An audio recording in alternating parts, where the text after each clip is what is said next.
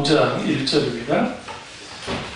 예수께서 무리를 보시고 산에 올라가 앉으시니 제자들이 나온지라. 아멘.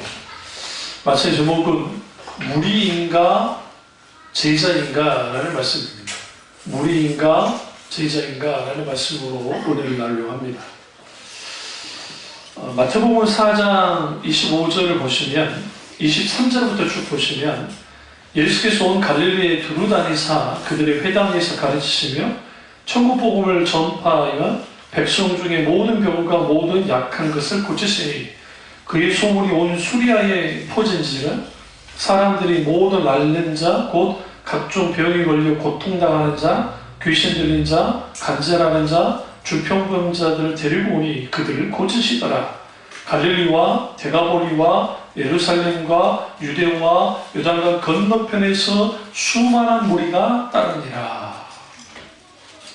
여기서 수많은 무리가 따르느냐에 집중하셔야 됩니다.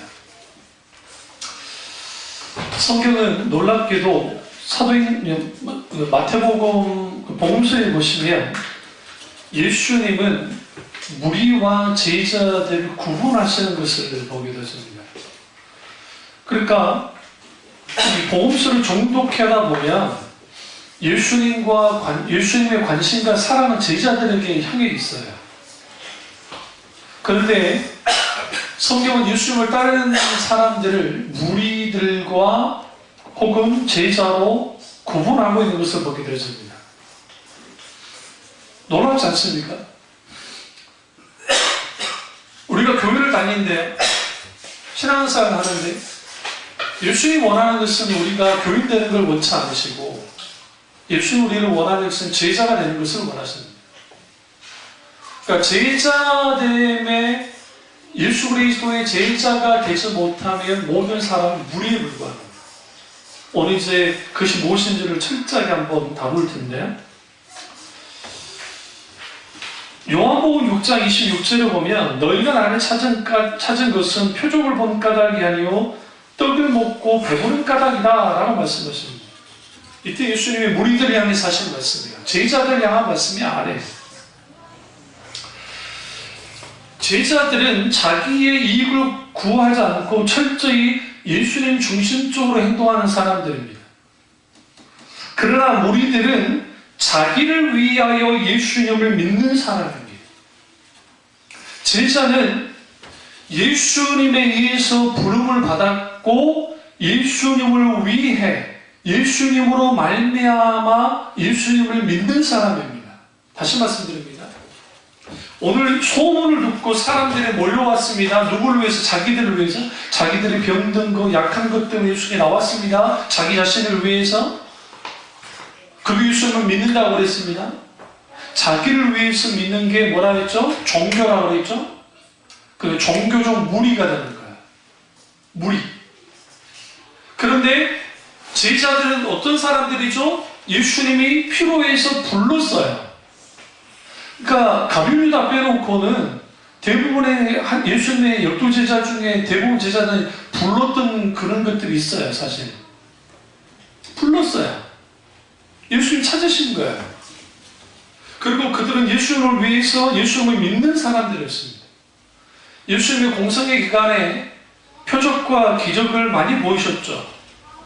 그 역사의 현장에 무리들과 혹은 군중들과 혹은 누가 있었어요?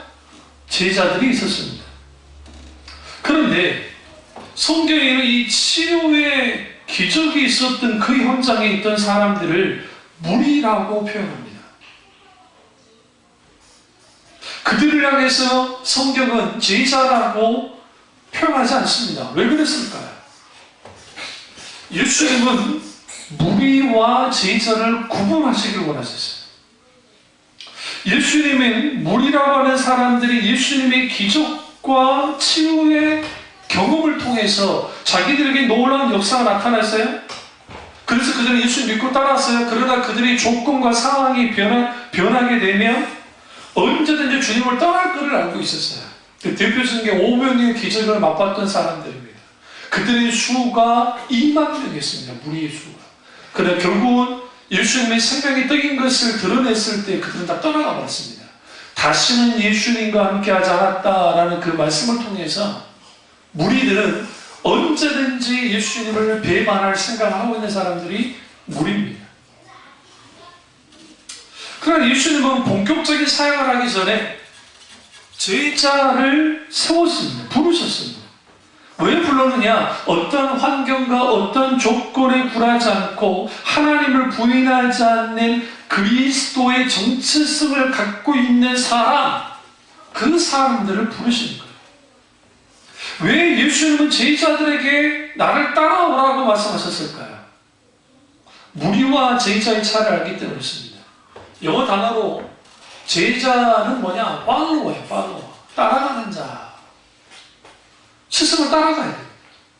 스승을 따라가야 되는데 무리는 예수님을 따라오지 않습니다. 예수님이 그들을 따라오기를 원합니다. 그래서 오병의 기적 때 그들이 예수님을 왕으로 삼으려 했어요. 무리는 절대로 스스로의 변화를 꾀하지 못합니다.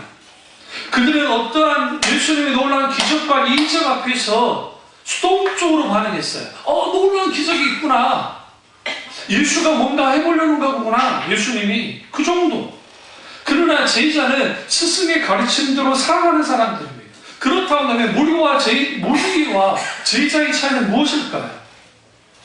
무리는 눈에 보이는 기적과 기사를 체험하고 한시적으로 예수님을 따랐던 사람들이 무리고, 제자는 예수님과 함께 동고동락하면서 직접 예수님의 인격을 체험하고 예수님이 하신 일들을 경험하면서 배운 사람들이 제자입니다. 신앙생활 할 때에 여러분의 신앙의 성패는 삶에서 결정된다 했잖아요. 왜 그러냐면 우리가 교회에 나와서 예배 드리는 시간은 여러분이 한 달에 아무리 많아봤자 수요예배, 금요예배 다 참여한다 할지라도 여러분이 사실상 10시간 이상 넘잖아요. 들다 보면. 그러니까 결국은 신앙의 성패는 삶에서 결정이 되어지는데, 문제는 뭐냐면 제자는 예수님과 동고동락하면서 예수님과 인격적 교제를 가지면서 살아가죠. 그러나 누구는? 무리들은 그렇지 않습니다. 그러면 우리가 이 제자됨과 무리됨의 차이는 어떤 차이를 가져가게 만드냐면, 무리들은 말 그대로 그들의 감정과 그들의 느낌과 그들의 상황과 환경이 중요하기 때문에 그것을 따라가면서 예수님을 선택하는 거예요. 자기에게 이익이 되니까. 그러나 예수님이 그들에게 이익이 되지 않으면 언제든지 버릴 수 있는 사람들이 무리입니다. 무리. 이게 아주 중요해요. 강조합니다. 무리와 제자는 다릅니다. 무리들은 예수님이 이 십자가 못 박아 돌아가시기 전에 이 수장될 때, 초막절 때 호산나 호산나 호산나 하면서 이제 구원하 지금 구원하소서 하면서 종려나무 가지를 흔들었죠. 그때 군중들이 열광했습니다. 열정적으로 쫓았습니다. 그들이 원하는 예수는 뭐냐? 로마의 압제로부터 그들을 해방시켜줄 정치적 메시아에 대한 환상을 가졌습니다. 오병의 기적을 통해서 떡과 물고기를 먹었던 무리들, 병 고침을 받았던 무리들, 종료주일날 호산나 호산나 외쳤던 그런 무리들, 혈중의 여인을 가로막았었던 무리들, 시장터에서 있었던 수많은 무리들, 그리고 기타 등등 그런 무리들이 있었습니다. 삭개오를 불러가 싸웠던 무리들과 마찬가지예요. 근데 그 무리들과 제자들이 달랐다는 거예요. 무리들은 그저 몰려다니고 쉽게 환호하고 자기 이익에 분주했습니다. 인기 있으면 되는 거예요. 인기를 따라갑니다. 그러니까 여러분, 오늘날 제 말은 아니고 어떤 신학자가 했던 말이, 왜 사람들이 대형교회를 선호할까, 좀 큰 교회를 선호할까, 그는 무리의식에서 나온 것이다. 왜 그러냐면 뭔가 그런데 대형교회가 있으면 그런 대형교회에 뭔가 있겠다는 생각을 하고 군중 심리에 의해서 그쪽으로 막 간다는 거예요. 근데 그들의 삶 속에서 인격적으로 예수 그리스도와의 관계를 가질 수 있는 신앙생활을 하느냐, 그런 사람들이 안 돼요. 실제로 그게 불가능해요.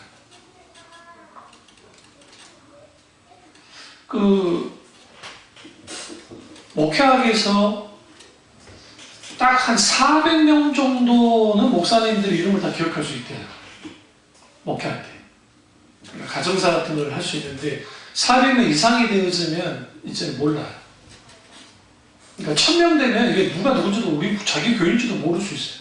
실제로 그런 일이 있었잖아요. 그 교회 권사님인데 권사님인지도 모르고 인조가 다 했었는데 그건 뭐냐면 그냥 교회만 다니는 거야. 권사를 할지라도 특별히 가까이 있지 않으면 담임 목사가 몰라버려요. 이게 완전히 이거는 진짜 있을 수 없는 일이죠. 권사님인데 돌아보더라. 평신도도 아니고.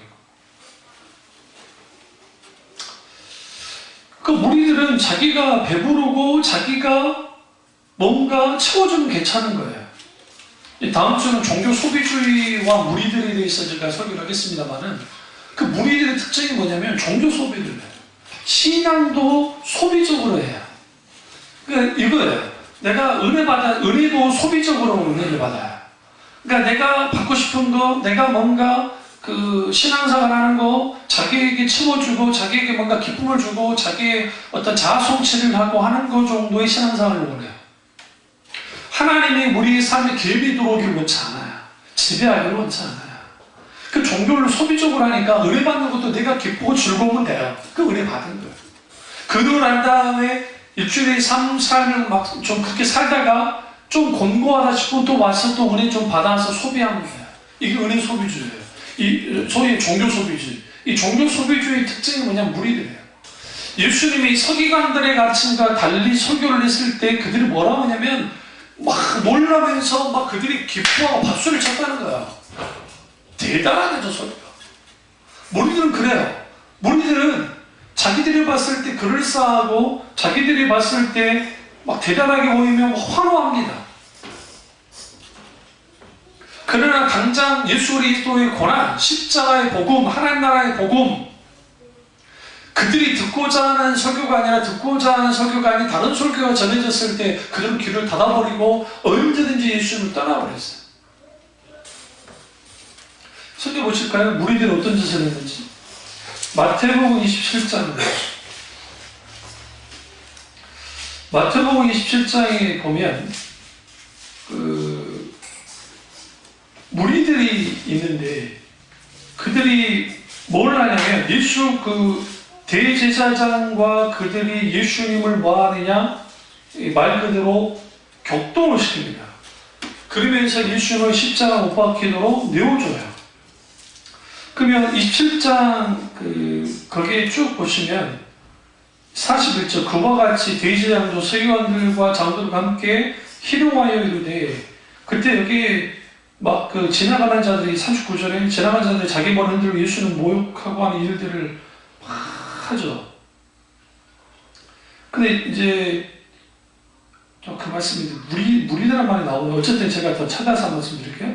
그 무리들이 뭐를 하냐면 이 대제사장이 무리들을 격동시켜서 예수님을 뭐하도록 했다? 십자가에 못 박히소서라고 그들이 격동시켰다. 성경 말합니다. 27장 20절 대제사장들과 장로들이 무리를 권하여 바라바를 달라 하게 하고 예수를 죽이자 하게 하였더니 이 무리들이 누구예요? 예수님을 따랐던 무리들이에요. 상당수가. 예수님에게 환호했던 무리들이에요. 그런데 예수님이 십자가 못 박혀 죽어야 된다는 말을 하셨잖아요. 그리고 예수님이 그들이 원하는 방향으로 움직이지 않았어요. 세례요한이 오해할 정도였기 때문에. 그러니까 무리들이 예수님을 뭐 했어요? 버려버린 거예요. 그래서 여러분 오늘날에 수많은 사람들이 교회를 다니지만 교회 안에는 무리들이 있고 교회 안에는 뭐가 있다? 제자가 있다는 겁니다. 분명하게. 오늘날 교회 안에 무리는 많은데 제자가 적습니다. 예수님은 우리가 무리에 머물지 않고 참된 제자의 삶을 살기를 원하세요. 우리에게 세 가지 질문을 여기서 던져주는데 첫째 질문은 나는 무리인가? 나는 제자인가? 여러분은 무리입니까? 여러분 제자입니까? 예수님을 따랐던 수많은 무리들이 여러 가지 이유로 따랐어요. 오늘 본문 말처럼 그들이 병 고침받기 위해서, 약한 것을 이제 치유받기 위해서 그들이 예수님을 따랐습니다. 그 자체는 예수님이 뭐라 하지 않았어요. 예수님은 환영했습니다. 무리들은 환영했어요. 문제는 뭐냐면 무리들을 환영은 했는데 그 무리들이 무리로 남는 것을 원치 않으셨어요. 그들이 마땅히 뭐가 되기를? 제자 되기를 주님이 원하셨습니다. 무려 2만 명이나 되는 500미적의 역사가 빈들에 있던 사람들이 왜 예수님을 따랐죠? 예수님을 따르면 떡도 먹을 수 있고 고기도 먹을 수 있고 그들을 배부르게 한 일들이 벌어졌으니까 좋은 일이 생길 거라고 생각하고 예수님을 따랐고, 예수님이 그들의 왕이 되면 이제는 먹는 문제, 입는 문제, 어떤 문제 다 해결될 거라고 생각하고 예수님을 따른 거예요. 오늘 예수님을 믿을 때 내가 사업 문제 때문에, 병 고침 때문에 예수님을 믿을 수 있어요. 그 자체는 나쁜 게 아니에요. 우리는 처음부터 예수님을 그렇게 믿지 않았기 때문에, 그러니까 우리 모두는 다 무리로서 나왔기 때문에 예수님께. 문제는 뭐냐면 예수님을 찾아 나올 때에 그들이 원하는 배부른가다, 그들이 원하는 이유 때문에만 예수님을 따라가면 무리로만 있게 된다는 거예요. 그래서 예수님이 의도적으로 스칸다라이조마에 내 말이 너희에게 걸림이 됐느냐는 말씀을 통해서 이들이 무리인지 제자인지를 판가름했다는 거예요. 일부러.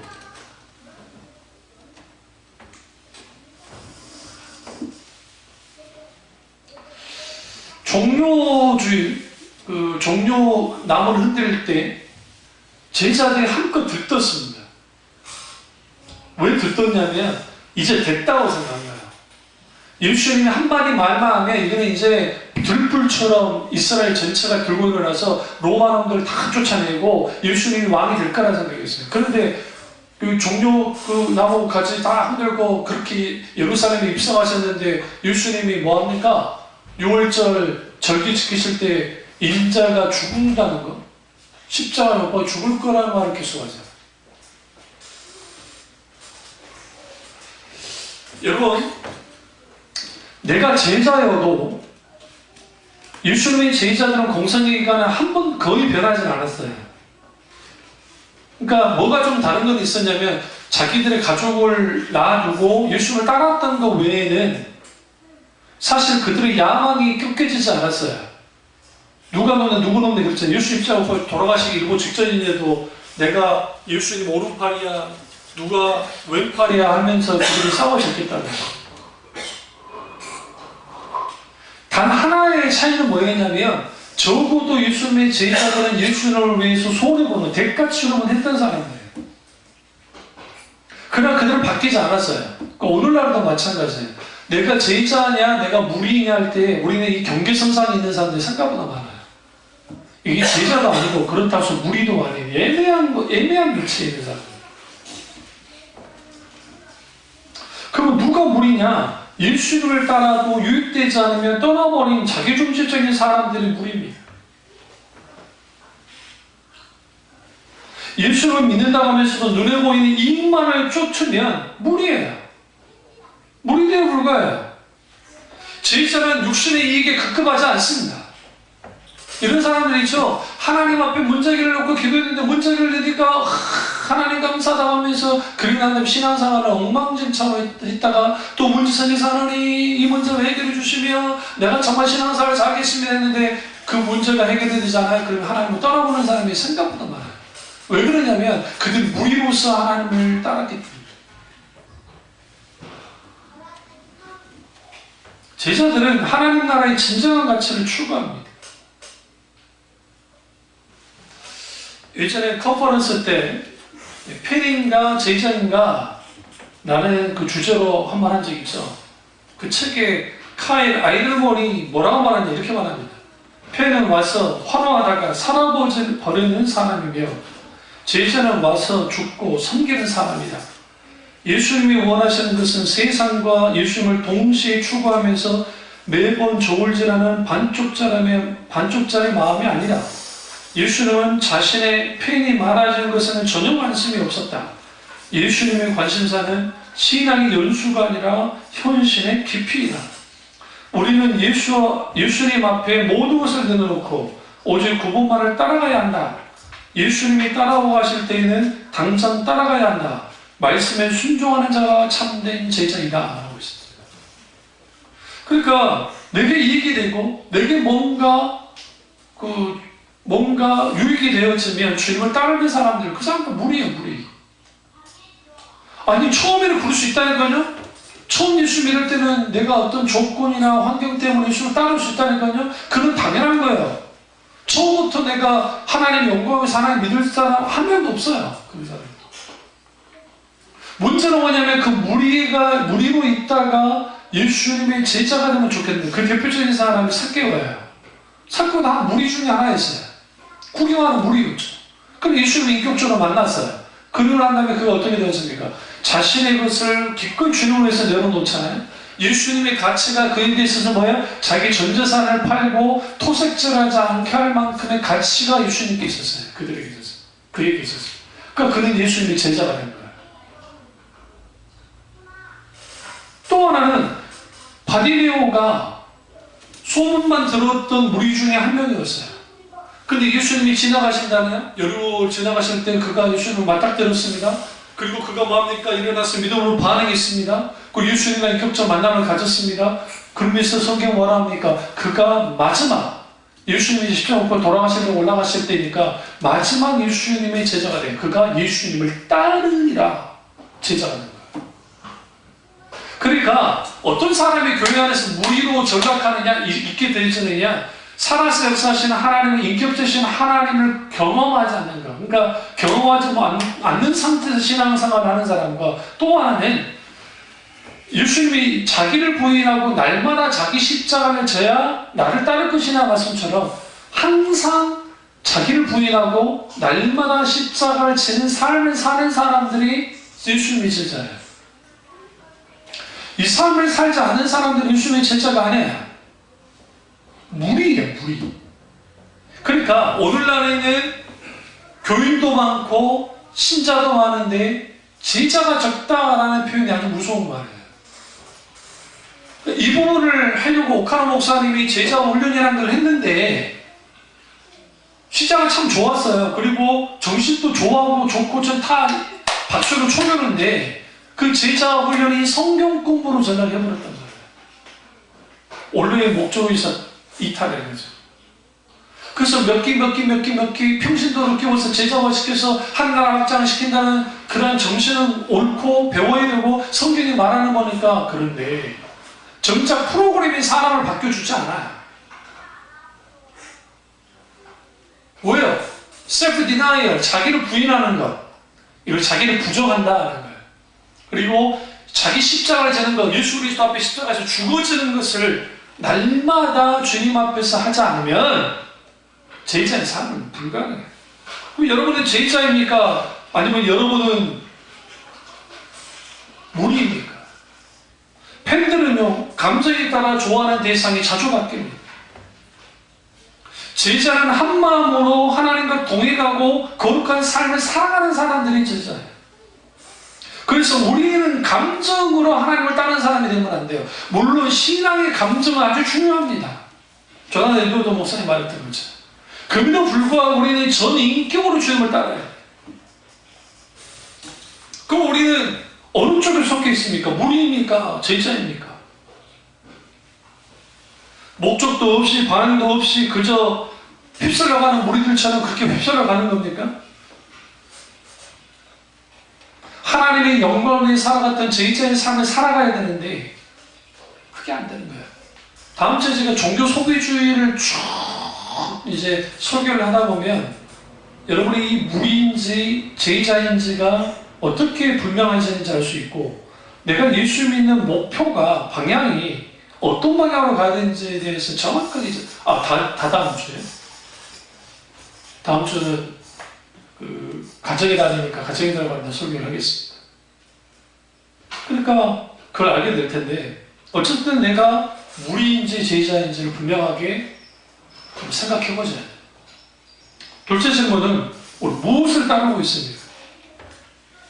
많은 사람들이 예수님을 믿으면서도 돈과 세상, 쾌락을 따라갑니다. 잠깐 있을 것, 없어져 버릴 것, 그것을 따라가면서 살아가는 거예요. 우리는 무엇을 따라가야 되니까? 길이요, 진리요, 생명이신 예수님을 따라야죠. 우리는 이론을 알고 있습니다.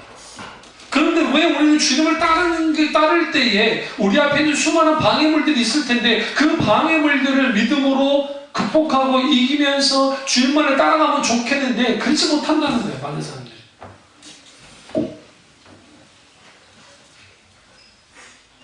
무엇을 따라갑니까? 예수님과의 관계 속에서 우리가 어떤 관계입니까? 사랑의 관계입니까? 아니면 동업의 관계입니까? 동업자의 관계입니까? 동역과 동업 달라요. 내가 동업하는 거야. 하나님, 내가 하나님께 이렇게 봉사하고 헌금도 하고 이렇게 열심히 해줄 테니까 당신 그거 보면서 나한테 뭐 해달라? 복 주시면 돼. 이게 무리들하는 짓이에요. 무리들에게 종교적인 열심히 없었을까요? 어마어마하게 종교적인 열심히 있었습니다. 그들에게. 누구를 위해서? 자기들을 위해서. 자기들을 위해서. 기본적으로 오늘날에도 그렇고 과거의 신앙의 본질에서 떠나가면 종교를 이제 신앙을 소비적으로 하기 시작하니까 소비적으로 하다 보면 내게 이익이 될 때는 삼키지만 내게 쓰면 뱉어요. 근데 그게 하나님이라 할지라도 그렇게 해요. 이게 일반화되어 있어요. 그러면 내가 무엇을 믿고 따르느냐? 무엇을 따르느냐? 나를 따르게 하는 이점표가 뭐냐? 예수 그리스도 그분이셔야 되는데 그럼 그분을 따르려면 그분이 누구인지를 알아야 돼. 인격자신 예수 그리스도가 누구신지를 알아야 돼. 알고 따라야 돼. 그럼 예수님은 우리에게 우리 인생의 성공을 보장해 준 분이 아니에요. 세상에서 잘 나가는 걸 보장했던 분도 아니에요. 예수 이렇게 말했어요. 나로 인하여 너는 핍박받을 거야. 나를 따라오려면 좁은 길로 가야 돼. 좁은 문을 통과해야 돼. 그 길은 협착해. 그 길은 사람들이 옳지도 않아. 좋아하지도 않아. 근데 너희들은 그 길을 따라와야만 해. 그 예수 그리스도의 십자가의 길, 예수 그리스도의 고난의 길을 따라가야 돼. 그게 제자의 길이에요. 제가 어저께 어떤 교회 그 오신인가 뭐 그게 영화를 하나 봤는데 그게 사일런스라는 영화였어요. 침묵.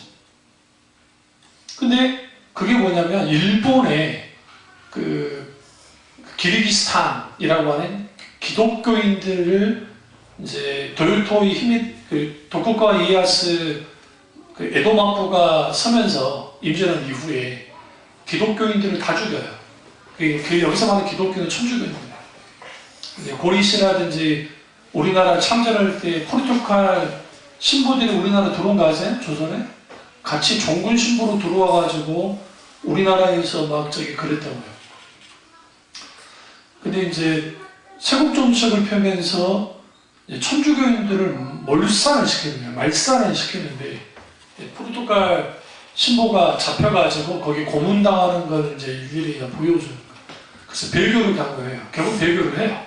이 사람이. 배교를 가긴 배교를 하는데 거기에서 제가 그걸 쭉 보면서 과연 김정은이가 남한을 적화통일해가지고 오늘 딱 싹 다 잡아갔어요. 그래서 안성호 목사를 잡아가고 우리 교육을 다 잡아갔어요. 그렇게 해놓고 예수님 초상 하나 딱 걸어놓고 침 뱉고 밟고 지나가면 이제 살려줄게 하면 어떻게 하실래요? 어떻게 하실래요?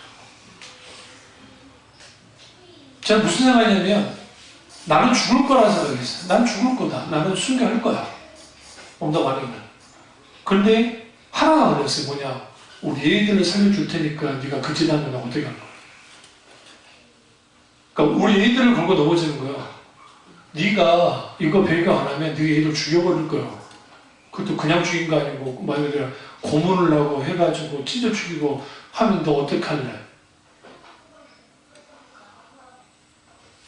그러고 내가 무림이 생기는 거야. 나 죽는 거는 상관없어요. 목사니까. 그것도 쉽지 않은 일이겠지만. 내 자식을, 아니면 네가 배교를 하면 네 교인들 다 살려줄게. 그런 식으로 하더라고요. 실제로 그 이제 영화에서 그렇게 나와요. 제자는 기꺼이 주를 따릅니다. 죽음의 길을 알지. 무리들은 주저하지 않고 배교합니다. 배교합니다. 그게 막 배교해요. 하는 날 나와요. 근데 죄책감 있으니까 또 그 신부한테 나가가지고 또 신부한테 고해성사 하려고 하고 막 그런 이제 그 가슴 아픈 스토리를 막 쭉 주는데 그 영화는 무슨 상업적 영화는 아닌 것 같아요. 내가 봐서. 일본 이제 기르기스탄을 위한 영화 같긴 한데 거기서 우리의 신앙에 내가 진짜인지 가짜인지가 권한의 현장 가운데 있으면 이게 드러나요. 내가 그 생각 해봤다니까 우리 교인들 하나씩을 죽일 거야. 그러니까 네가 네 하나만 배신하면 배반하면 다 살려줄게.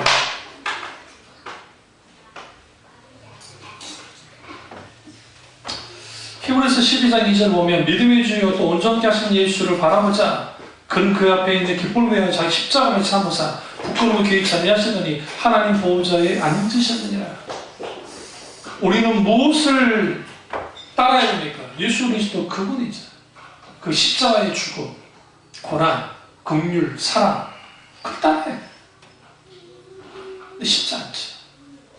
그러니까 신앙생활을 자기 이익을 쫓아서 자기 중심적으로 신앙생활하는 사람들은 100이면 100명 다 적당히 타협해서 뭐 하느냐? 배교합니다. 거기 얼마나 교묘하게 나오냐면요. 그 먼저 배교했던 신부를 가져다가 논쟁을 붙어요. 붙이고 거기에서 이제 그게 아니라는 걸 막 그럴싸하게 막 주장을 합니다. 흔들리는 거. 우리나라 신사참배 했던 사람들이 그 논리는 그거였어요. 그냥 국가 의례하는 거다 했어요. 국민 의례, 신사참배하는 게. 그러니까 장로교, 감리교 할 것 없이 다 가서 신사참배 했어요. 그리고 지금의 후에 고신파되어진 목사님들이 이제 뭐 주기초 목사부터 시작해서 그런 목사님들이 끝까지 한가하고 안 해주고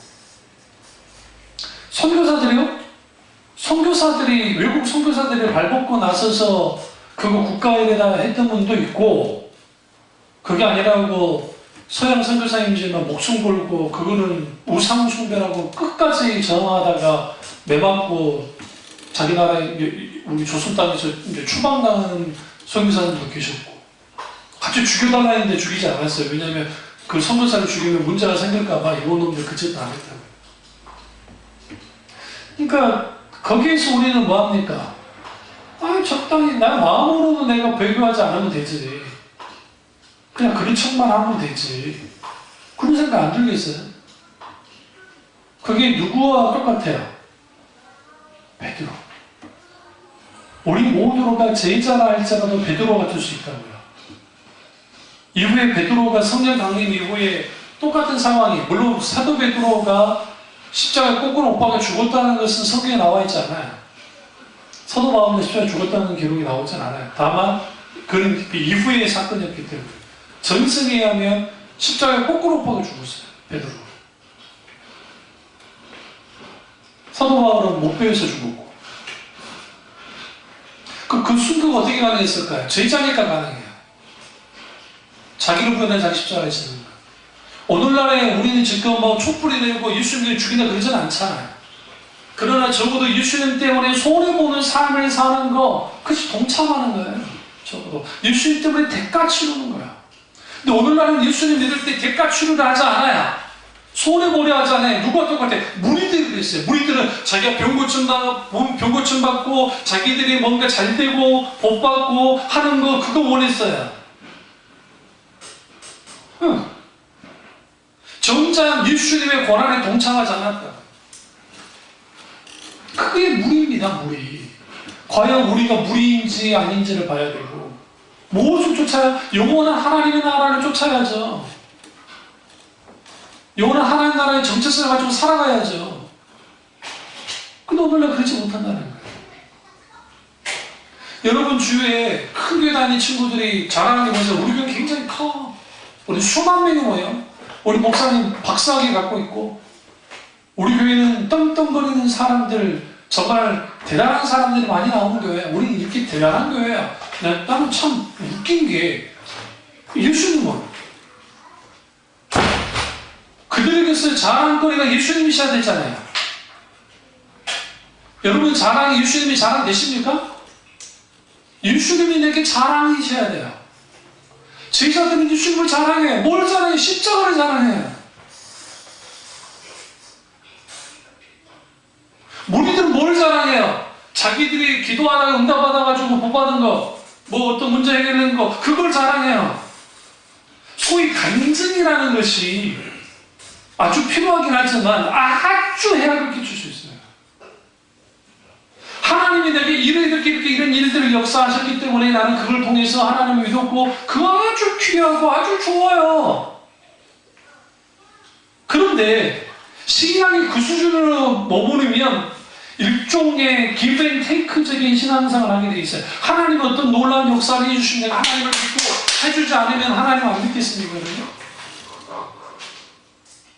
에스더와 사드락과 메삭과 아벤누고가 어떻게 합니까? 에스더는 죽으면 죽으리라고 하는 그 신앙을 가지고 아하수베 왕 앞에 나아갔고, 사드락과 메삭과 아벤누고는 뭐합니까? 금신상에 절하지 않고 그들은 뭐합니까? 하나님이 그리 아니하실지라도 주님이 우리를 구원해 주지 않아도 우리는 하나님만을 섬길 겁니다. 그게 어디서부터 왔다고 생각하세요? 내가 생명을 걸 만한 하나님이신 것을 그들이 알았기 때문에 그 하나님의 영광만을 추구하면서 한 거예요. 우리는 하나님을 바라보며, 주님만을 바라보며, 주님만을 따르며, 주님의 길을 따르며 살아가는 사람들, 그들이 제자예요. 제가 목회 수만 명을 한다 합시다. 목회의 실질적인 목표가 뭡니까? 예수님처럼 되는 거예요. 제자들. 목사인 나도 예수님처럼 되는 것이고, 예수님을 닮는 거예요. 우리 교회들도 신자들도 예수님을 닮는 거, 닮아가는 거, 그 닮아가기를 열망하는 사람들이 가득 찬 그 교회가 정말 복받은 교회예요. 그런데 오늘날은 예수님을 닮아가는, 예수님처럼 되어지는 그러한 존재로서 실제로 신앙생활 하기보다는 내 앞에 있는 현실의 문제를 어떻게 해결하고, 내가 종교 소비적으로 자기에게 지금 권고함을 좀 풀어주고, 기쁘게 해주고, 즐겁게 해주고, 뭔가 신나게 해주고, 뭔가 막 화려하게 해서 찬양도 막 콘서트처럼 막 해가지고 마음을 기쁘게 막 뭔가 기쁜 마음들을 막 끌어올리는 정도의 신앙생활이 아니라고요. 그게. 그러면 사람은 많이 모이겠죠. 그렇게 좋아가지고. 세 번째 질문은 지금 어떤 삶을 살고 있습니까? 예수를 따라가려면 자기를 부인하고 자기 십자가를 져야 됩니다. 자기를 부인하는 것은 자기의 이기적인 생각, 자기 중심적인 사고를 깨뜨리고 하나님의 뜻을 기꺼이 받아들이고 하나님 앞에 보복하고 엎드리는 거예요. 복종 표시를 하는 거예요. 하나님, 나는 아무것도 아닙니다. 하나님만이 나의 모든 것이 되십니다 라고 고백을 하는 것, 자기 인생을 주님께 맡기는 것, 그것이 자기를 부인하는 거예요. 그게 제자예요.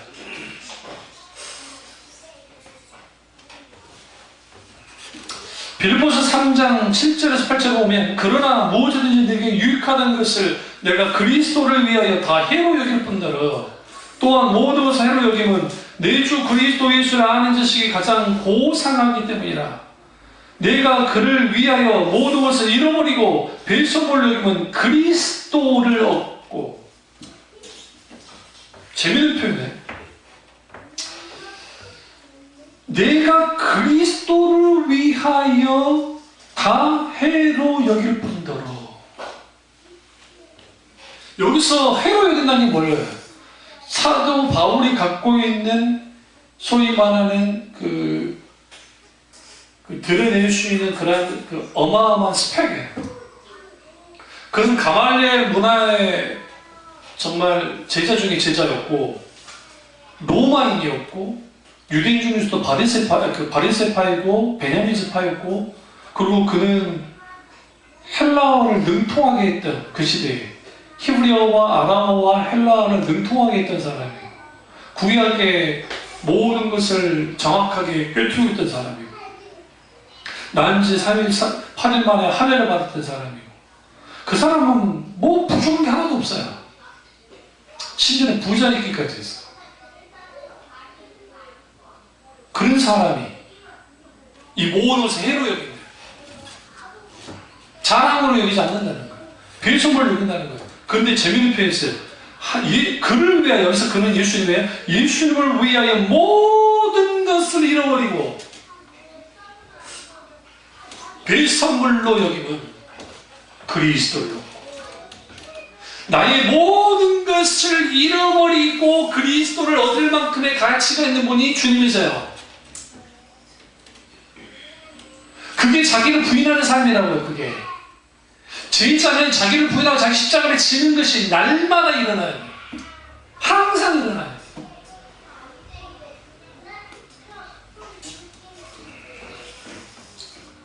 십자가를 지는 것은 주님을 따를 때 있게 되어져 온갖 고난과 희생을 감수하는 겁니다. 그리고 주님을 위해서 죽는 거예요.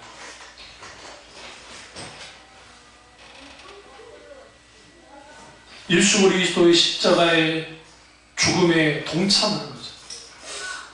토마스 아퀴나스의 그리스도를 본받아라는 책이 있습니다. 이렇게 말합니다. 그리스도인은 십자가에서 도망칠 수 없다. 십자가를 피한다면 이미 그리스도를 따르는 자가 아니다. 밖으로 도망쳐도 십자가가 있고 안으로 숨어도 거기에 십자가가 있을 것이다. 위로 올라가도 십자가가 기다리고 있고 밑으로 파고들어도 십자가가 있을 것이다. 참고 순종하며 십자가를 자라. 그러면 마지막에 그 십자가가 너를 져줄 것이다. 라고 했어요. 오늘날 신앙생활하면서 대가 추름에 대한 문제가 십자가를 지는 것, 자기를 부인하는 그런 대가 추름의 문제가 힘들고 어렵다고 해서 이것을 다 외면합니다. 설교에서 다 빼버렸어요. 이런 설교가 더 이상 교회 공동체 내에서 선포되는 경우가 거의 없어요. 예수님의 제자는 자기 십자가를 집니다. 근데 여기서 한 가지 착각해서 받아야 될 게, 예수님의 제자는 특별한 사람들이냐? 그렇지 않습니다.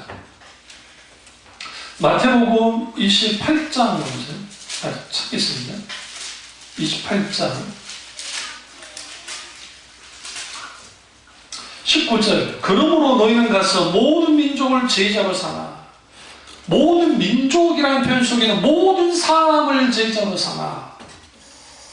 아버지와 아들과 성령 이름으로 세례를 베풀고. 제자는 누굽니까? 특별한 사람들이 제자입니까? 그렇지 않아요. 모든 사람이 제자 돼야 돼요.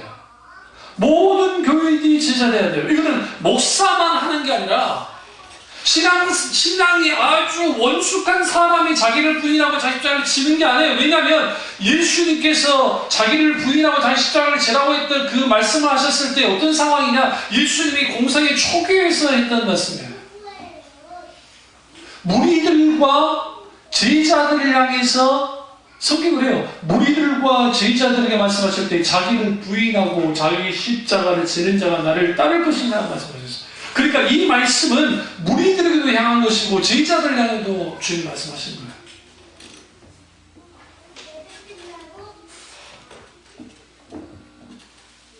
그럼 우리에게 두 가지 갈림길이 있습니다. 무리의 길을 갈 것인가, 제자의 길을 갈 것인가. 무리의 길은요, 많잖아요. 많으니까 신나요. 즐겁고. 왜 그럴까요? 사람 많으니까. 제가 저는 야구장 한 번도 가본 적 없지만 야구장에 사람들이 썰렁하면 뭐 재밌겠어요 그거? 그래도 야구장에 사람들이 꽉꽉 들이차가지고 막 응원하면 그거 얼마나 신나요. 내가 목소리 안 질러도 알아서 해주니까 나도 신나 그냥 속으로. 그럴 거잖아요. 그래서 우리가 내가 죄자이냐 아니면 내가 무리냐라는 것은 이 두 가지는, 그러니까 이 두 가지 길이 있는데 이 길의 출발이 아무리 죄자로서 선택을 받았다 할지라도 가룟유다처럼 무리로서 빠질 수도 있어요. 예수님을 죽이는 무리 속에 다 합해질 수 있다.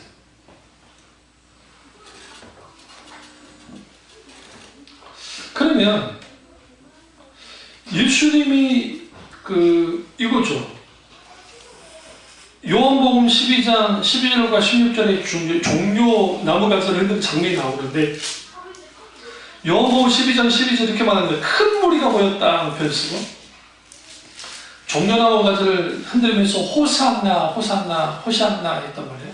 호산나 지금 구원하소서. 이 지금 구원하는 말은 여러분이 뭘 이해하셔야 되냐면 지금 당장 왕이 되십시오라는 소리였어요. 그 소리가. 그러면 우리가 무장봉기하겠습니다 라는 그 말이었어요. 예수님은 그들의 의도를 따라가지 않았다. 그리고 나귀를 타고 입성하셨죠. 큰 무리가 환영했습니다. 불과 며칠이 못해서 무리가 뭐 했어요? 예수님을 죽였어요. 네, 십자가에서 죽여버렸어요. 누가 죽였어요? 무리들이 죽였어요. 그러면 왜 무리들이 예수님을 죽였을까요? 무죄했기 때문에 그렇습니다. 그분을 알지 못해서.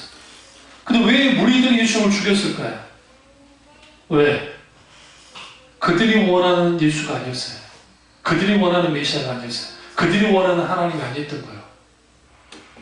여기서 우리가 한 가지 제자와 무리의 신앙이 얼마나 무서운지 수 있는 게 무리의 신앙은 내가 원하는 하나님이셔야 돼요. 내가 원하는 교회예요. 내가 원하는 설교예요. 내가 원하는 것 모든 기준이 자기예요. 자기가. 같은 설교를 들어도 어떤 사람은 그 설교 가운데 하나님의 말씀 앞에 무릎을 꿇는데 어떤 사람은 자기한테 있다는 거예요. 자기한테 찔렀다는 거예요. 일부러 목사가 그 설교 해가지고 나를 갖다 기분 나쁘게 만들었다는 거예요. 그러니까 힘들어요. 주로 목사님들이 타겟을 두고 설교하는 건 거의 없어요. 좀 그럴 수도 있긴 있겠지만 오히려 그게 찔려졌으면 그게 찔림이 강했으면 하나님이 내게 지금 회개하라고 하시는가 보다 내가 그 말씀 가운데 내가 깨뜨려져야지 왜 그 설교 말씀이 정말 이상한 게 아니고 옳지 않은 게 아니라 정말 진리의 말씀이고 옳은 말씀이라고 한다면 받아들여야 돼요. 그런데 오늘날 교인들이 그러지 않는다고요. 왠지 아세요? 내가 원하는 하나님, 내가 원하는 교회, 내가 원하는 게 모든 것이 되어져야 돼요. 이게 무리들이에요. 무리들은 아주 이기적입니다. 이기적입니다. 자기 중심적. 근데 제자들은 뭐예요? 예수님의 진정한 본질을 깨달은 사람들이에요. 아는 사람들이에요. 그렇기 때문에 그들에게 있어서 예수님을 모였어요. 어떤 분이셨어요? 가장 소중한 분이었어요. 여러분, 베드로의 실패, 제자들의 실패를 보면서 우리는 하나 아셔야 될 게 우리가 베드로가 예수님을 부인하긴 했지만 그렇다고 해서 의리가 없는 사람은 아니에요. 인간적으로 봤을 때. 그래도 끝까지 따라가잖아요. 사도 요한이 안까지 들어오게 만들어주고 끝까지 사도 요한이 같이 해줬으면 좋겠는데 사도 요한이 그러지 않았어요. 왜? 사도 요한은 아예 어디까지 들어갔냐면 그냥 재판정 안까지 들어가 버렸어요. 물론 대제사장과 안면이 있는 사이였기 때문에 그게 가능했을지 모르겠어요. 근데 베드로는 뭐 했어요? 바깥 뜰, 그러니까 그 다음 안뜰까지 오긴 했는데 뭐 했어요? 뜰까지 들고 더 이상 예수님이 재판장까지 들어오지 못했어요. 거기에서 무슨 일을 벌였어요? 배신하는 일들을 벌여졌잖아요. 근데 그가 정말 예수를 끝까지 지키고 싶어 했던 사람이에요. 아주 사람 좋은 사람이에요. 나머지는 그럴 생각조차 하지 않았잖아요. 그리고 처절한 실패를 겪고 있어요. 패배를 겪고 있어요. 예수를 부인했는데 가룟 유다의 죄보다 큽니다. 누구의 죄가? 베드로의 죄가. 우리는 예수님을 팔았던 가룟 유다의 죄가 클 거라 생각하는데 커져. 엄청난 큰 죄죠. 그러나 베드로의 죄는 배교를 해버렸어요. 그것도 3번 부인했어요. 그러니까 그 성경에 구약에서 어떤 일에 대해서 3번 저주하고 맹세한 것은 뭘 얘기하냐면 완전한 배교를 했대요. 더 이상 그 얘기는 뭐가 없냐면 이제 회개 기회조차도 없을 거라고 여길 만큼 그 죄를 졌어요. 근데 예수님이 제자들을 어떻게 다루시던가요? 한마디도 안 했어요. 베드로한테 너 왜 그때 왜 그랬어? 그러지 않았어요. 좀 이상하지 않으세요? 이 베드로의 메타노이아라는 설교할 때 이 설교를 하겠습니다만은 그냥 가슴에 찔리는 것들을 주님의 의도적인 행동의 언어를 통해서 계속 보여줘요. 그 대표적인 게 물고기 잡고 있던 거 언제가 떠오르겠어요? 예수님과 처음 만나고 가졌을 때 깊은 요새에 물고기 던져라 했죠? 예수님 이번에 오른편에 던져라 하죠? 베드로가 처음 예수님을 만나서 소명받았을 때 그 사건이 그대로 벌어지는 거예요. 부활 이후에. 그 다음에 그 숯불을 주님 불을 피웠다 했죠. 근데 그 숯불이라는 표현이 그 베드로가 그때가 이제 추웠으니까 불을 쬐다 했잖아요. 그 숯불이라는 단어가 똑같아요.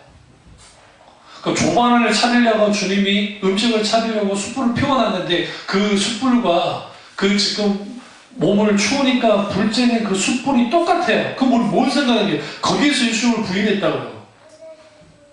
거기서 뭘 들었어요? 다 2번 우는 소리를 들었고 3번 부인하는 자기를 봤다고요. 그럼 지금 예수님이 보세요. 의도적인 것 같이 베드로가 지금 숯불에다가 이제 거기 이제 하게 좀 그럼 보는 순간 찔러요. 내가 그때 거기에서 했었는데 몇 번 부인했죠? 3번 부인했죠. 예수님이 딱 3번 물었어요. 너 사랑하냐? 너 나 사랑하니? 너 나 사랑하니? 딱 3번 물으셨어요. 3번 부인한 것에 대한 치유하십니다. 그리고 이후에 제자들은 어떻게 바뀌어지냐면 성령 강림 이후에 그 제자들이 그들의 생명을 주님께 기꺼이 드릴 만큼 달라졌거든요. 그게 사도들만 그러느냐? 그렇잖아요. 초대교회에 너무나 많은 교회들이 있어요.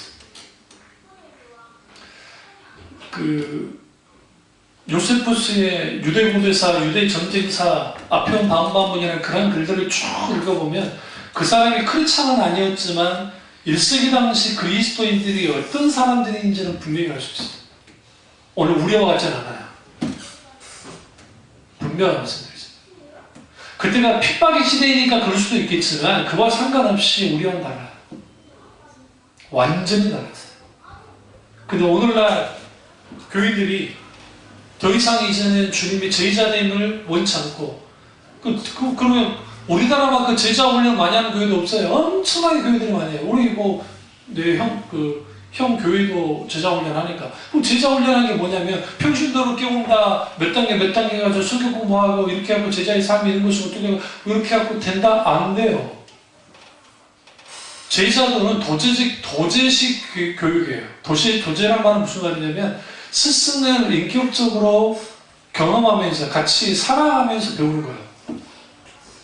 인격자신 예수 그리스도를 날마다 경험하고 묵상 속에서 하나님을 만나고 그런 일들이 계속적으로 일어나야 그러니까 성경을 읽다가 기도를 하다가 말씀을 듣다가 기타 등등 그런 속에서 주님을 성품을 본받아 나아가면서 제자가 되어가는 거지 성경 보면 냅다 1단계, 2단계, 3단계 제자를 모시고 뭐 하는 것이고 배우는 건 아주 유익하지만 그 공부한다고 해서 제자가 되지는 않아요.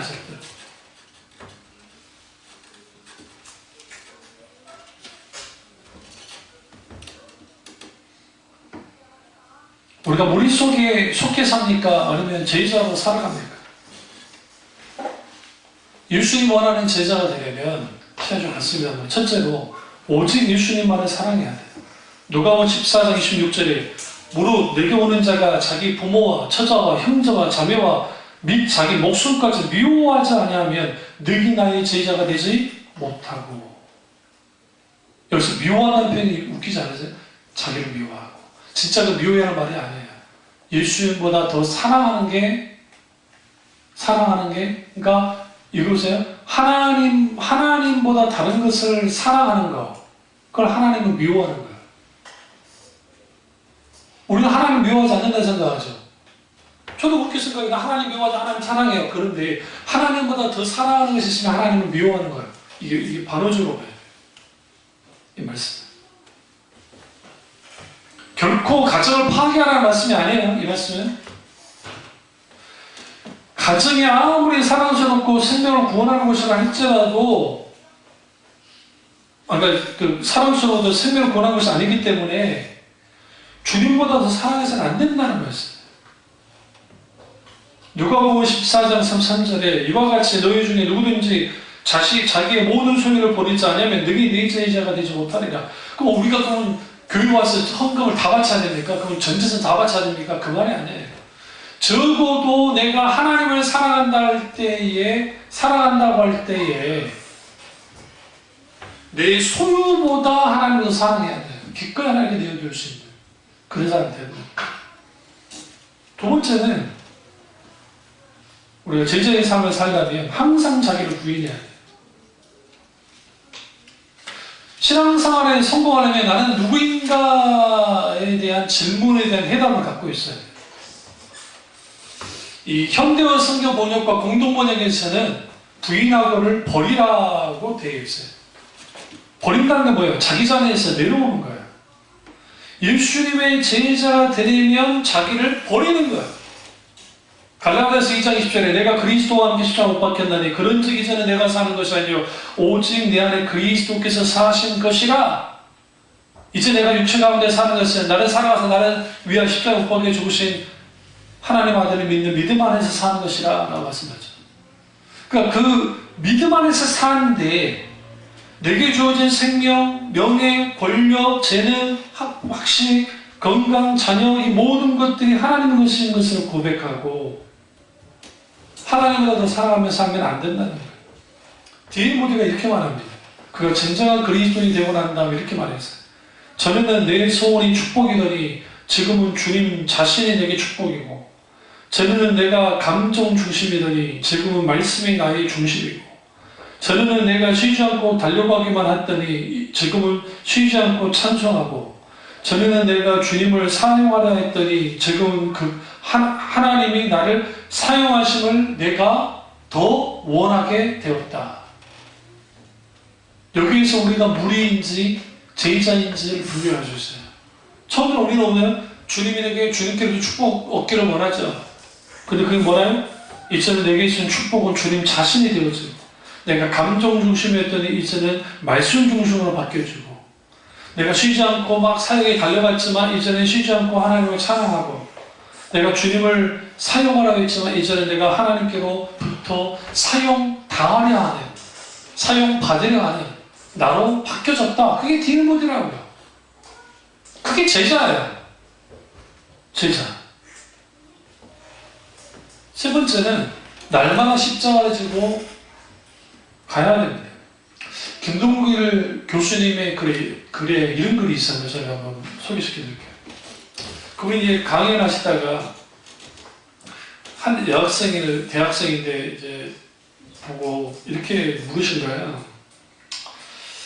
지금 그 자네가 지금 목걸이에 지금 걸고 있는 그 금 십자가 목걸이, 그거 달고 다니는 게 아니라, 목걸이 목에 달고 다니는 게 아니라, 걸고 다니는 게 아니라 십자가는 지고 다니는 거야 라고 이제 우스갯소리로 이제 농담삼아 하셨어요. 그러니까 이 여학생이 뭐라 했냐면, 교수님 뛰어가다 보면 가끔 목 뒤로도 가요. 제가 지고 간다는 거예요. 이제 김동기 교수님은 그만하고 싶은 거예요. 십자가는 심벌이잖아요. 고난의 심, 십자가, 예수님께 죽음의 심판. 그런데 연예인들 중에서도 십자가 막 달고 다니는데 막 아주 그냥 그렇게 막 사는 친구들 꽤 있어요. 교회 다니라고 하면서. 그거 뭔 의미냐는 거예요. 예수 그리스도의 십자가에 동참하는 것, 십자가는 지는 것이다 라고 하는 것이 오늘 아주 중요해요. 그런데 무리들은 십자가를 목에 걸고 다니는 걸 원해요. 왜 지금 이렇게 하는 거잖아. 그냥 교회 다니는 사람이야. 그랬으면 라그마 하는 인간들은 다 구원받아야지. 이따만한 십자가 같은 걸, 이게 반기독교 정서로 일부러 그렇게 하는 거예요, 여러분들. 헤비메탈 같은 사람들. 그러니까 예수 그리스도의 십자가는 하루 이틀 끝나는 지고 가는 게 아니라 평생 지고 가야 되는 거예요. 누가복음 9장 23절에 날마다 제 십자가를 지고 나를 따를 것이니라. 날마다 주님의 십자가를 지고 따라야 돼요. 교회 봉사하는데 3D 업종 있는 거 아세요? 교회 봉사에. 첫째, 주방 봉사. 두 번째, 차량 봉사. 왜 차량 봉사인지 아세요? 우리 교회는 차량 봉사하는 게 없지만 저 큰 교회는 교인들끼리 싸우고 막 그래요. 차 막 그럴 때. 차량 봉사. 예전에 그 분당 우리 교회 그 사모님이 이제 좀 그 차를 좀 늦게 와서 데려가는데 그 어떤 사람이 막 욕을 하더라는 거잖아. 차를 내라고, 교회다 차를 내라고 하는데.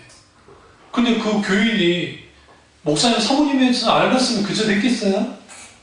그 말을 해줬대. 목사님한테. 그러니까 이제 광고도 하고 한데도 그런 일이 벌어지는 거예요. 그러니까 그래서 차량 봉사가 힘들어요. 종교경제가 그랬다며. 우리 교회 커져가면 교회 와서 차량 봉사 하겠다고. 아주 신실한 거야. 그래서 내가 높이 평가해 줄 수 있어. 교회가 안 커지니까 문제지. 그리고 또 하나 3D 이게 뭐예요? 교회학교 교사예요. 교회학교 교사. 애들이 지긋지긋하게 더럽게 말 안 했거든요. 그러니까 그거 하는 거예요. 주님 앞에 우리가요, 내가 봉사하는 거 힘들고 어렵죠. 주님의 십자가에 동참한다는 그걸 가지고 해야 된다. 아니, 교회 중식하는 건 쉽습니까? 지금 거의 뭐 10년 이상을 중식을 하는데, 교회 중식한다는 게 매주 뭘 할까 하죠. 그럼 그거 죽지 못하면 그 의미 없죠. 그리스도의 십자가에 동참하면서 주님의 영광을 보세요. 누구처럼? 그 주방에만 있었던 로렌스 형제처럼. 브라드 로렌스예요. 로렌스는 원래 어떤 사람이었죠? 수도 원장하러 왔던 사람이에요. 근데 원장같이 안 생겼으니까 주방에 허드는 일을 시킨 거예요. 그래서 허드는 일을 했어요. 그 소식이 왔어요. 저 이미 원장님 오셨다고. 알고 보니까 로렌스가 원장님이셨어요. 그러니까 이제 부원장님 뭐라 하냐면 이제 원장님 이제 일하지 마시고 아까 놔두세요. 나 이 직함 다 내려놓겠다고. 나 그냥 주방 맡을게요. 죽을 때까지 주방을. 무슨 일을 벌어진 줄 아세요? 사람들이 주방으로 쳐다보기 시작했어요. 하나님의 강력한 임재가 있고 하니까 거기에 치유가 일어나고 그 현장에서 놀라운 하나님 말씀 역사가 나타나기 시작하고 거기에서 강력한 하나님이 하신 일들이 있게 되어지니까 정작 그 화려한 건물 속에 있는 성당 안에 있는 거기보다도 오히려 주방이 더 하나님의 임재가 더 큰 장소가 되고 있어요. 이게 제자예요. 이게 제자예요. 내가 제자가 될 것인가? 내가 무리가 될 것인가? 올해 한번 일주일 동안 한번 고민하시고 다다음 주에 이제 종교소비주의와 무리들 혹은 제자들 이 부분을 깊이 나누도록 하겠습니다. 기도하겠습니다. 기도하실 때 오늘 말씀이 나의